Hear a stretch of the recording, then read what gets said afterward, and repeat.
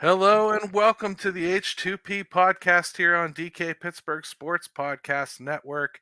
You can tell that I didn't get here first today because Corey, my buddy, my partner, my co-host, the beat reporter here at Pitt for Pitt Athletics at DK Pittsburgh Sports, he named the show Fixing All of It. I probably would have named it Venting All of It because I really might just go off. So, Corey, hey, welcome to Boo City and say hello to everybody. Live from Boo City, Pennsylvania. I'm glad you brought that up from the Let's start. start right there, because what kind of a moron gives the entire country a nickname for your city and your school? That's that. It's That's criminal. That. What a moron. Well, Gary. Yeah, the Monday press conference was something. I said this to you before we recorded. If I recorded this show minutes after the game on Saturday, or an hour, or whenever I got home Saturday, okay, which was about 2:45 in the morning, okay? Right. I would have probably been a lot more spirited, I will say, than I am today. And it would probably reflect some of what you're feeling and how you feel today behind a 17-6 backyard brawl win for West Virginia. The score is not indicative of it. It's not. This is beyond terrible what's going on at Pitt right now. And look, I know that what I wrote after the game, and I still stand by every word that I said, was very, very hard to digest for some. I know that it was also sobering for some. And I feel like, Gary, you and I are on the same page, and especially after you read more than likely what I wrote, is that it starts with the quarterback. Pitt needs a new quarterback. This can't persist. And it was dead on. It's exactly true. And you can't really deny it. You watch what you're seeing. I mean, like, there's nothing there. There's no redeeming quality here. There's nothing I can hang my hat on. If the line gives him time, he doesn't use it. If the line doesn't give him time, he chooses to think he has way more than he does. And if he is not supposed to run or there's no hole, he runs. If he has an open receiver, he chooses one that's double covered. There's just nothing I'm seeing there. And I think everybody that watched the game sees that. Mm-hmm. We have two backups that I think they have multiple times now said they trust. They're confident including after the game, yep. Sure. So then, for the first time I can remember, a head coach has an interview and he says, well, I don't make that decision. Frank Cignetti makes that decision. I lean on him to do that. I'm paraphrasing, of course, because I don't even want to puke in my mouth reading the words. So Pat Narduzzi says, I don't make that decision. I spend most of my time in the defensive room. Amazing that you picked the side that's not, crapping the bed on a nightly basis. Mm-hmm. You hired the offensive coordinator. Enough said, fool. It's on you. And perhaps push the old one out in the process and burn the bridge for that old offensive coordinator in the process. This offense look, the defense is the positive, but the issues start on offense. The fact of the matter is that defense held West Virginia to 211 yards of offense and 17 points. You should win the football game. That's the bottom line. You should win the football game if you hold the opposition to that score. This offense didn't have a chance. From the moment it took the field, it didn't have a chance. It had a really nice first drive that stalled in deep in West Virginia territory because, and I'm paraphrasing, they didn't trust Phil Dracovic to throw the forward pass. I mean, they didn't trust him enough to throw the forward pass for 12 plays. Corey, I watched the game. West Virginia didn't trust he'd try it. No, West Virginia was in press coverage up against the line the entire game. And one of their DBs said as much. I forget exactly which one it was, but he basically said, we knew that quarterback stunk. We knew he wasn't good at his job. So guess what? 12 running plays in a row. Phil lets it loose on the first play, or on the first pass, and then 2 passes later, it's an interception deep into West Virginia territory. And the worst of it all, Gary, was the slow and painful death that occurred to Phil Dracovic's career in Morgantown. It's not because he stunk and stunk up the joint in such a fashion to 81 yards and 3 interceptions. Abysmal showing. It's the fact that the Pitt fans in Morgantown booed Phil Dracovic and the offense onto the field. That can't happen. That can't happen in any sport, any league, any level. You can't have the road fans booing the road offense on the road in the biggest game of the year, arch rival setting. The road fans were booing the road team. That's how bad this has gotten. And the fact that Phil Dracovic played the second half is the biggest crime of all. He had no business being on the field in the second half whatsoever. He does not give them the best chance to win football games. He simply does not. Not in this state. Not in the way that he's playing. Not in the way that he's throwing the football. And look, we can put as much as we want on Phil Dracovic. This is on Phil. This is on Pat Narduzzi. And this is on Frank Cignetti to make some kind of a call, some kind of an adjustment, some kind of change. I mean, the season right now, Pitt at 1-2, North Carolina is going to smoke them at this rate this weekend. They're going to smoke them at this rate this weekend. So Pitt's going to be 1-3 going into Virginia Tech. And by that point, who the hell knows? Right. Spoiler alert for segment 3. North Carolina is going to kill Pitt. We're still going to talk about it. Sure. But right now, let's wrap up Pat Narduzzi before we take a break. Because he did one other boneheaded thing, I think. Okay. Holding Phil Dracovic back from the media after that performance. Where he would have an opportunity to potentially maybe own up and apologize for what he'd said the week before about the booers and maybe stop this train from rolling a little bit. Instead of having his coach hold him back from the media and then camp on and double down on it himself. Mm-hmm. Yeah, I mean, these are fireable things, Corey, for a program. No joke. No Phil Dracovic after the biggest game of the year, right? To this point, it's Pitt's biggest game of the year, and I have a feeling that by mid-November, we're going to be saying the Backyard Brawl was the turning point, the thing that defined Pitt's season, the biggest game of the year. And the fact that the quarterback was not made available to talk, and I will put money on it that it was Pat Narduzzi's call and not the great E.J. Borghetti's call. You know, E.J. is tremendous at what he does, and he has tremendous judgment in what he does, and I trust him to do the right thing as well. This is not an indictment on Pitt in their sports information or their athletic communications. This is not an indictment on them whatsoever. This is a pointing the finger at Pat Narduzzi saying, listen, your quarterback said some really dumb things after the last game and then is going to get that coming to him in the next game. Give him a shot to atone for it. Give him a chance to say, I played terribly. I could not throw the forward pass. We stunk the joint up today. And then apologize for booing the booers, if you will. I mean, I'll take it a step further. Anything. Take the kid aside, tell him what to freaking say, and then shove him out in front of the microphone and say, don't say anything but this. Like, that's it. Just go out and make a statement and then come back. I mean, like, do something to try to help this kid out because that didn't do it. And I'm not going to, like, rehash ancient history, but I will say this goes above Pat Narduzzi. Because this happened to you during the basketball season, that they had a poor performance and all of a sudden none of the athletes were available. And I'm not saying that's E.J. Borghetti, but I am saying somebody is allowing it.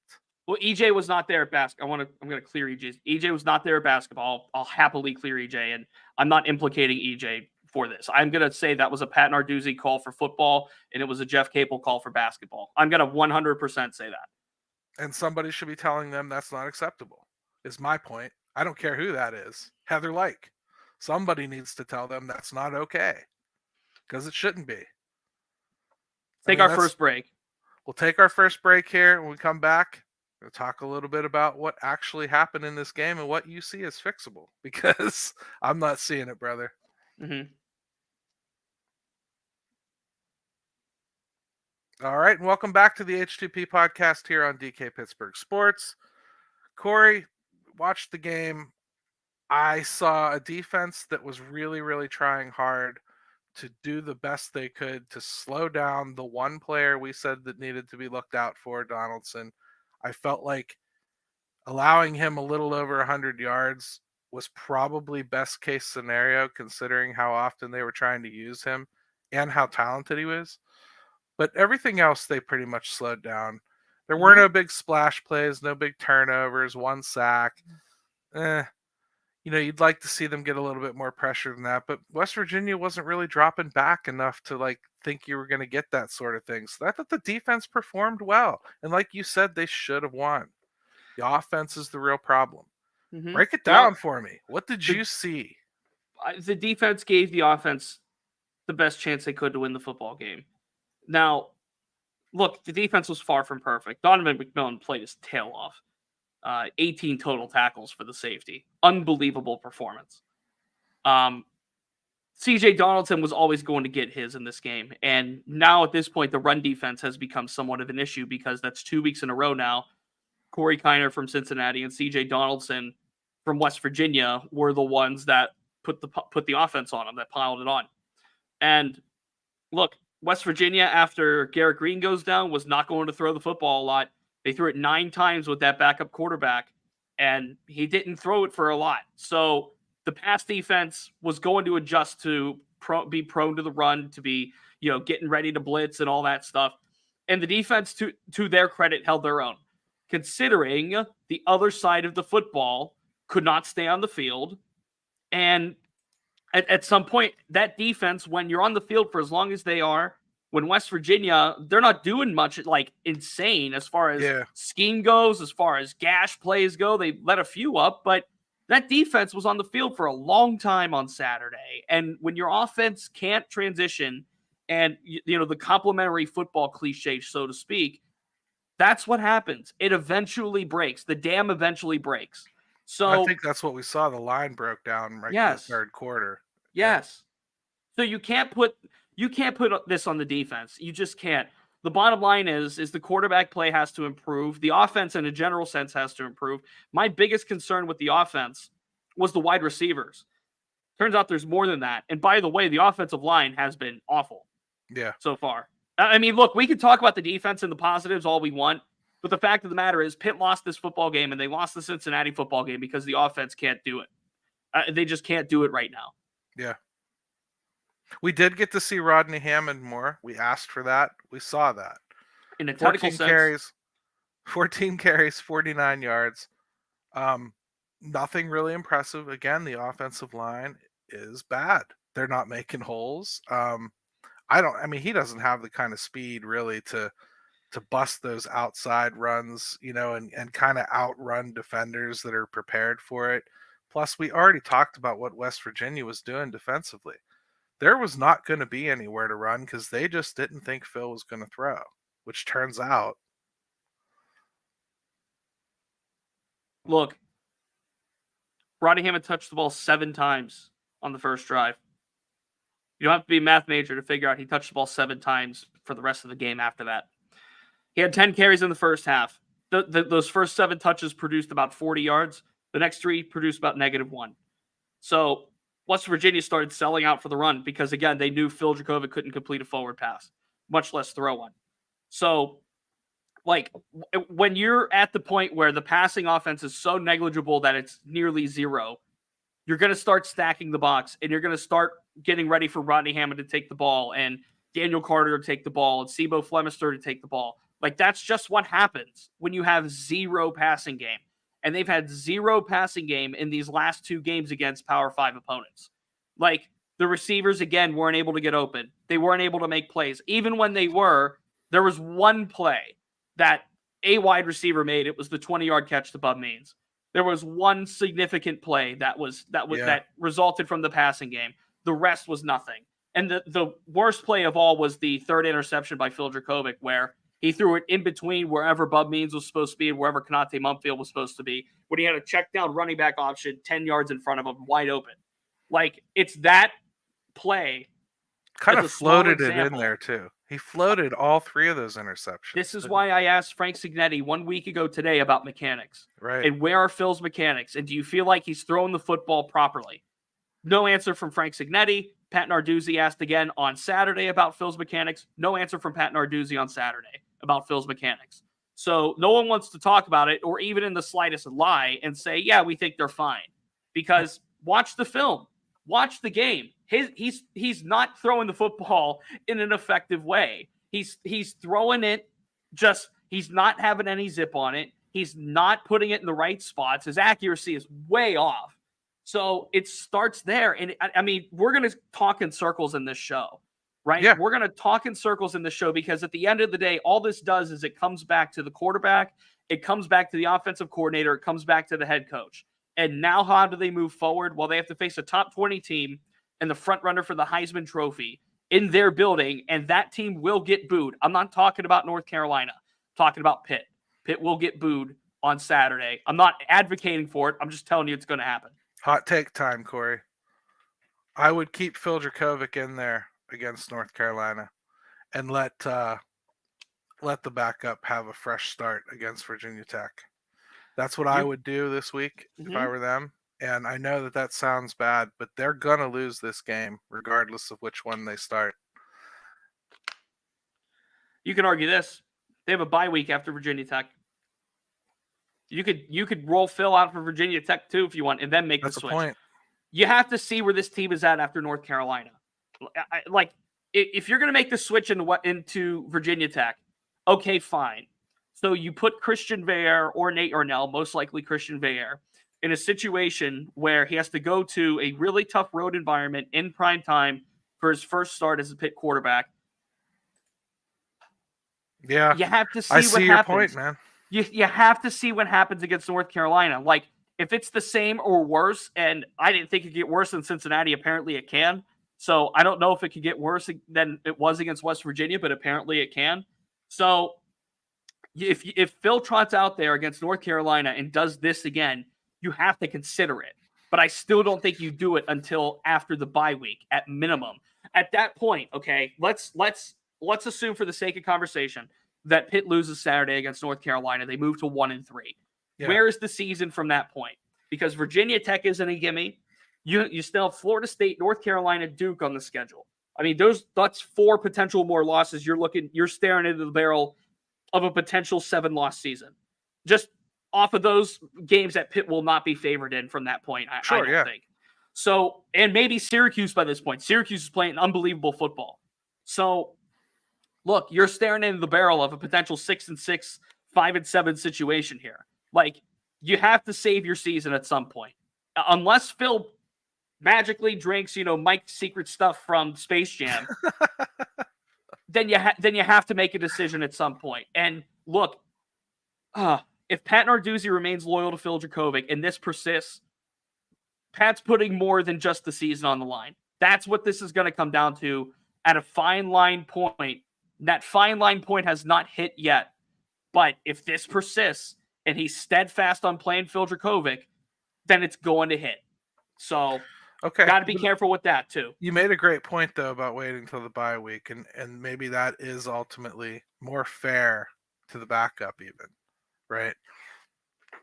BR has a shot then to maybe like resurrect the season at that point, given the time to practice with the ones and everything like that. I can see the logic in that. I can also see the logic in giving it the old college try, if you will, with Phil Dracovic, because despite their assumptions that he would pick this system up quickly, being that it's Frank Cignetti, it clearly hasn't happened. So maybe it takes a little bit longer. Maybe they want to try that. I get that logic. I just feel like they've made this whole situation so caustic. There's almost no right choice right now. If he goes to a backup, like against UNC, I just think that would be setting up for like what looks to be a completely collapsing program. There's no hope. The quarterback, even the backup's awful. We can't even yell about that anymore. Now they're booing the team just because out of spite, even though Phil's not in. Well, you have to. Well, hold on. Let me pump the brakes on that because I don't necessarily agree with that. You have to put the best players on the field that give you the best chance to win the game, right? At any given Saturday. And there's two sides of the coin. If Christian Veilleux is not as good or does not give Pitt as good of a chance to win that Phil Dracovic does, then why play him? Right. On the other hand, it could not be worse than what Phil's doing right now. It's hard to be at that point. So, and if Pat Narduzzi goes to Christian Veilleux, by this point, Pat has backed Phil up at more than one juncture. By this point, Pat has laid out his law, which is we don't bail on players. We stick to our guns. This is our program. You stick to the program. You stick to the plan. So one of two things to that. If he plays Christian Veilleux over Phil Dracovic, he's going against his own word, his own philosophy that he put on the table for himself. If he does go to Christian Veilleux, if this persists with Phil Dracovic, he is literally giving Pitt a chance to save the season. He is swallowing his pride. He has given this program a chance to save the season. What is more at stake here is a bigger question. Is Pat Narduzzi, I don't think Pat Narduzzi's tenure or anything like that is in question, but is Pat Narduzzi's reputation and the recruiting going forward and all of this other stuff that comes with the transfer portal, all of the politics that is involved in college football, is that at stake because Pat Narduzzi will not pull the plug on a quarterback that is failing at every stop? Something has to give here at some point. It just does, or else this season's going to go in the tank very quickly and very rapidly. Because that was the only other angle I could really think of, Corey, was the transfer portal politics, because there is a certain expectation when you come out of a transfer portal and you decide to go someplace that you're going to get the opportunity that was promised to you. There also has to be an expectation that your coach wants to win. So I would think there's like a balance there that has to be struck, and I don't know what the right answer is for what that looks like. I would have to imagine that's individual to specific players, right? It means different things to different people. Maybe a defensive end that's going to transfer in doesn't really care if you decided to bench that quarterback or not. Yeah. It's hard to think about. It's a tough situation, and I just wish they'd quit making it tougher. And here's another problem. Here's another problem I have, okay? Jay Cradle took to the podium after the game and was asked essentially, does Keaton still have the locker room, right? Or Keaton, excuse me. Does Phil still have the locker room? And I'm going to bring up Keaton in a moment. And he said, yeah, of course. Phil's a leader. Phil's our guy. We trust in Phil. We believe in Phil. It's the same stuff that was said about Keaton Slovis last year, up until after the fact when Pat Narduzzi spilled the beans and said, we didn't think this guy was a leader. And now that's what's thought of in that locker room about him. So I can't even buy stock into teammates saying, yeah, we trust Phil Dracovic, because the same exact thing last year happened with Keaton Slovis, where everybody was saying, we trust Keaton, we're backing Keaton, Keaton's our guy. And then the moment that he left, the head coach took to the podium and said, yeah, wasn't much of a leader after all, wasn't really our guy after all. And I can't trust what comes from that locker room about the quarterback, because you can't. It's a repeat offense at this point between Phil Dracovic and Keaton Slovis. So is crapping on a player that leaves for the transfer portal, because Pat Narduzzi likes to do that as well. So we added another thing there. Let's take a quick break, Corey, and when we come back, let's try, if we can, to refocus and actually live up to what you named this show. What can be done to try to fix this a little bit, all right?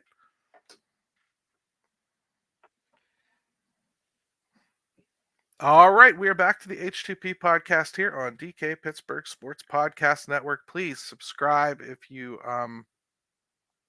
are new to the show. We don't usually get all animated and stuff. We just kind of analyze the games. There was just some real hot button stuff this time, folks. But make sure you hit that little bell and get your notifications and all that jazz. That's what we need.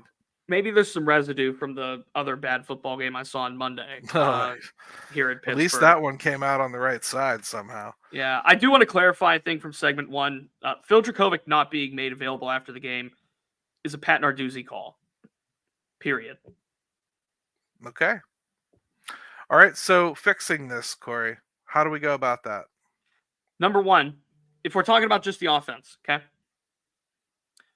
You have to feed Rodney Hammond the ball more than what he's been given to start the season. 7 carries on one drive. Okay, if you want to do that, go for it.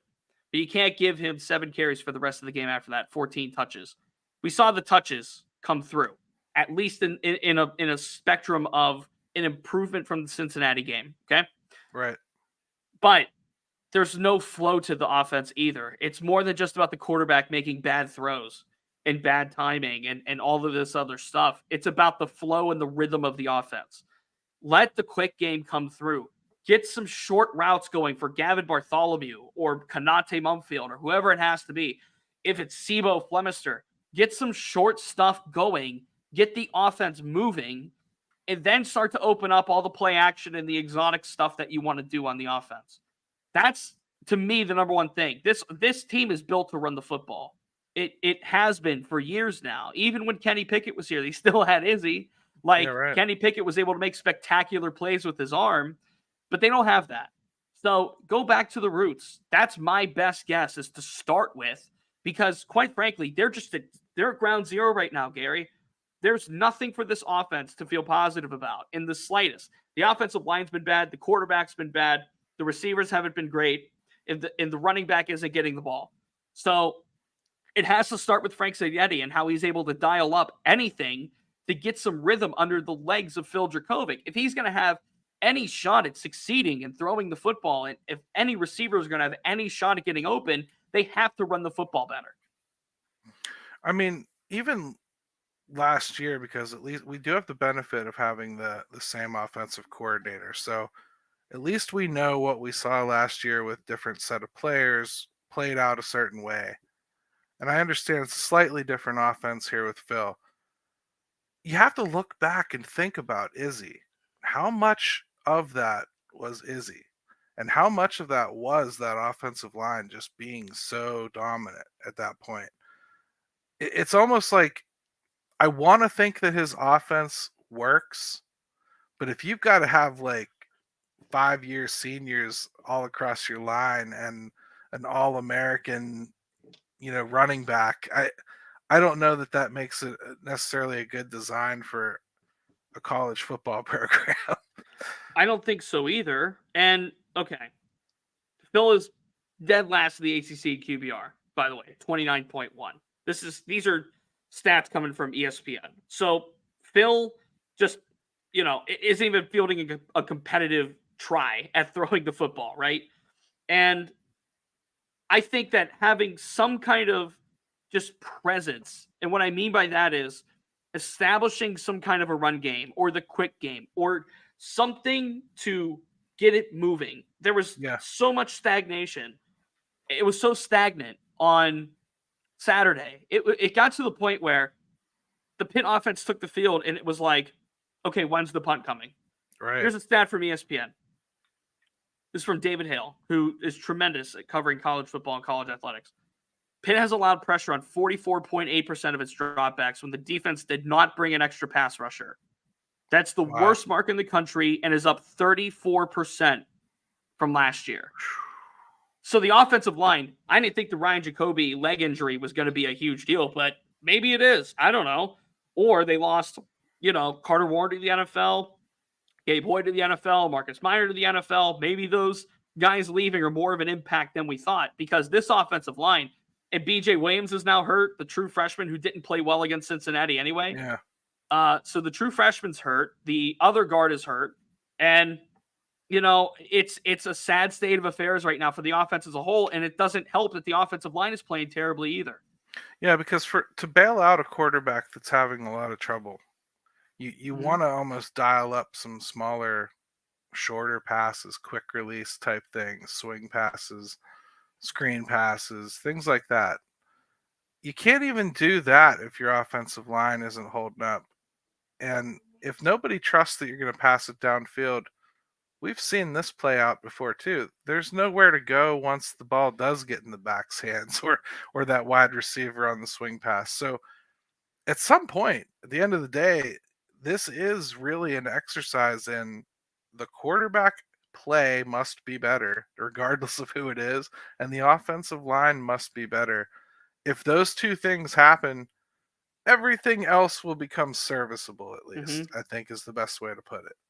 I still stand by what I said. I still stand by Phil can't play anymore. Like, it just can't happen. If this season has a chance to get off the ground in any capacity, and as we're live on YouTube, Alan chimes in, they don't look like they don't know what to do. Or they look like they don't know what to do. I mean, there's some to that. It's coaching too. It's direction of the offense. It's given this offense and Phil. And look, Frank Cignetti comes in and he has the relationship with Phil from Boston College, and they know each other really well. And this is supposed to work seamlessly. Nothing is close. Nothing is off the ground. This is a crash and burn situation waiting to happen. And it's only a matter of time before they have to make a call, and they're forced into making a call because at some point it's going to cost the season if it hasn't already. That's really the storyline when that happens at this point, or does he turn it around? So, I mean, both of those things, I suppose, are possible. I just, I think one of them's more likely right now, just looking at what I'm looking at. Yeah. So, and Corey? Alan brings up real quick in the YouTube comments, because we are live on YouTube. Running the ball 15 times in a row cannot work. No, it can't. You can run the foot. If you're having success with it, you could do it. But at some point, it was 12. But at some point, you have to let Phil throw it. Like, even from a game plan perspective, they didn't trust Phil to throw it. So we'll see how much trust is in Phil and how much he gets booed, quite frankly, against North Carolina, which is coming up in just a few days. And Gary, we did our best today. It was a tough show. It was going to be a tough show. So appreciate you all listening in, and we'll definitely be back a week from today to recap. Who knows what happens against North Carolina? Well, here's the thing. All that stuff aside, we're still going to end the show the way we always do. H2P.